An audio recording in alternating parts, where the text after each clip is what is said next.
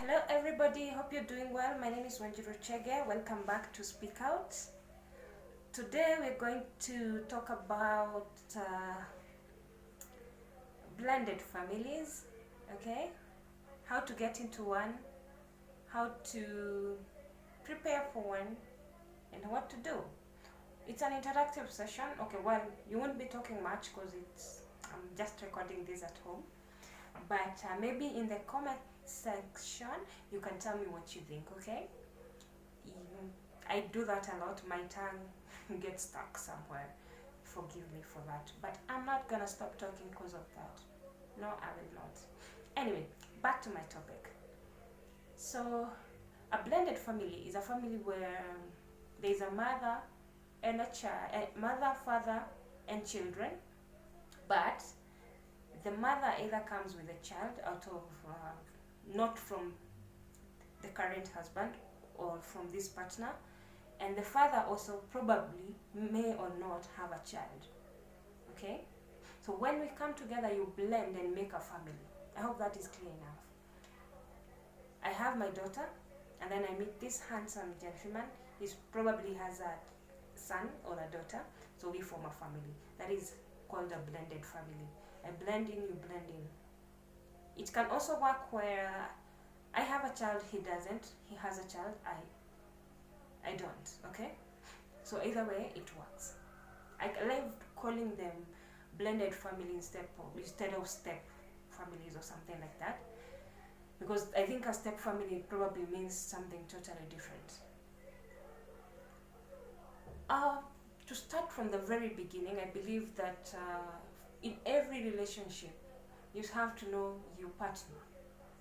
Like, who is this person, where are they coming from, what is their past, that is related to me being with them, what is relevant to me. Okay, in this case there is a child involved. That means we're gonna get deep into your past. Are you sure? So the most important thing in this kind of relationship is coming out very clearly to your partner or the person you're intending to date that you have a child. I know some people, because of fear of introducing their children too early into the relationship, they withhold the information that they have children to their partners. But I believe that it is best to just talk about it from the beginning, so that before you even invest any kind of emotions or anything in it, you're aware of what you're getting into. They are aware of what they're getting into. Okay, so yeah, those are things that you need to talk about when you first make your first encounter. Maybe when it gets to that point, of course there's a point where it gets to, I wanna know you more, something like that. So that's where you make them know that I am a mom.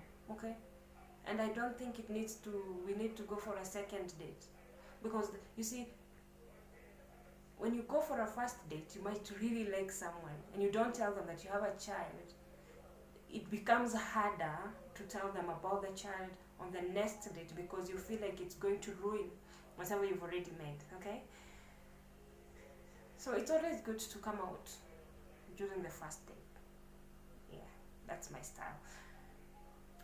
And so why I'm talking about this dating, because it has to start from somewhere. You have to start from dating, right? Number two, I think you need to know whether your partner is okay with you having a child. No offense, there are people who wouldn't know how to relate with a child that is not theirs. Okay, there are people who have a problem relating with children, or even other people, not let alone just children. There are people who can't just embrace people as them. You see how you just really love this person, but then they have this small person who is supposed to call you daddy or mom, and you can't imagine yourself. You can't see yourself being called mom. Okay, sometimes parenting comes, you see how you get pregnant and then automatically the child calls you mom. That is different from a child coming from outside and calling you mom. Okay, or dad.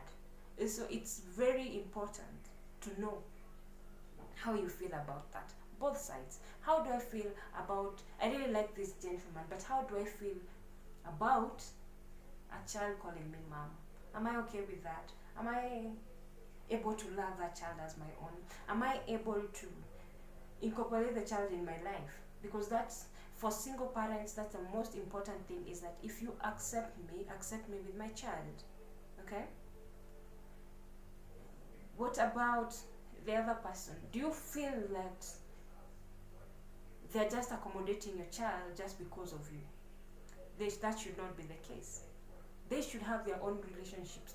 Kind of, that's how I feel. I feel like they should form a certain bond, and then there's also your bond. So that way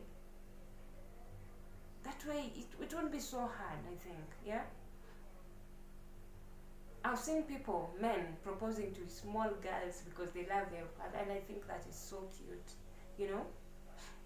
Number 3, you need to understand about the ex. Of course, the child's mother, the baby mama, the baby daddy. What is the current situation? Are they still talking? Are they still in the child's life? Does the child know the mom? Does the child know the dad? Because sometimes you just walk in without thinking that there is a mother, and that doesn't mean that the mother is a bad person. It just didn't work with the dad. Okay, it just didn't work with the mother. So you have to really understand that when I'm coming in here, sometimes this child might not need to call me mother because they already have a mother. I'm just the dad's girlfriend or the dad's wife, and that's really hard because they feel like you're infiltrating their space. I believe it is easier when the child is younger, but there's no telling at what point you fall in love with someone. So when it comes to blended families, you need to really take it slow, get to know the children. Some children will never really accept you, I know that, but you can have a peaceful agreement. Don't try to be their mother, don't try to be their father, don't try, especially where they already have those established, like, this is my mother, this is my father, they are not together, but my father is moving on, my mother is moving on. Don't try to fill the shoes, just be you, be who you are, okay? And try to find a ground where you can fit in their life. And remember, your life is not about trying to have this child like you. You have all the rights to be there. The child have absolutely all the rights to be there, okay? Because by virtue of him loving me and putting me in his life, then I have a right to be here, okay? So I'm not going to live under the shadow of this child. And by virtue of them being the child of this person that I love, then they have all the rights to be with their father, to have all the attention from their father. So you have to be a very patient person. I believe a child-loving person, you have to know how to walk out of, you know, there are small fights where you just need to walk away from.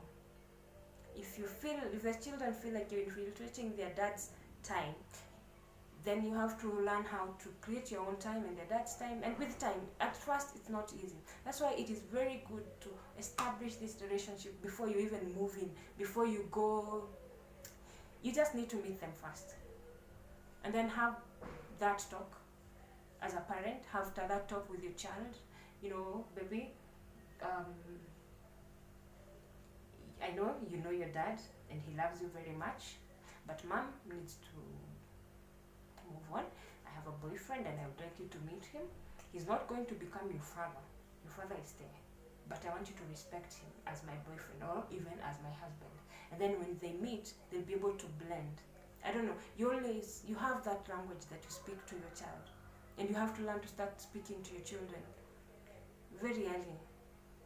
When they are very small, just learn to have that conversation with them, very serious conversations. Yeah? So that they get to understand it's not always about them. I know we tend to tell our children that it's all about them, everything I'm doing is for you, you are my happiness, you what? So what happens when this other person comes and you kind of seem to want to spend more time with them than with the kid? Okay? Like you leave the child with the nanny or the house girl and you go out with this person. So you have to learn from the beginning. How you live your life will also determine how your future will be. Okay? I think that point I really talked about it quite a lot, but there's so much to talk about in it. So now the next thing that we need to talk about, that was number 3. So number 4 is finding your own ground. Who am I in this relationship? Okay? Yes. Who am I? What am I doing in this relationship? Am I just here to fill in shoes of someone who could not fit? Am I just here to... because I really like this person, so I okay, just accept his kids so that we will be together. Because that will never work. That will never work. You have to really like this person for who they are. They have to like you for who they are. And then the kids are just a bonus. Okay? I think I'll just do the first session up to there, and then we come to the next session. I hope it helped. Please put your questions down on the comment section. I'll be able to answer them. It's easier to talk about something when you have pointers. Yeah? Okay, thank you.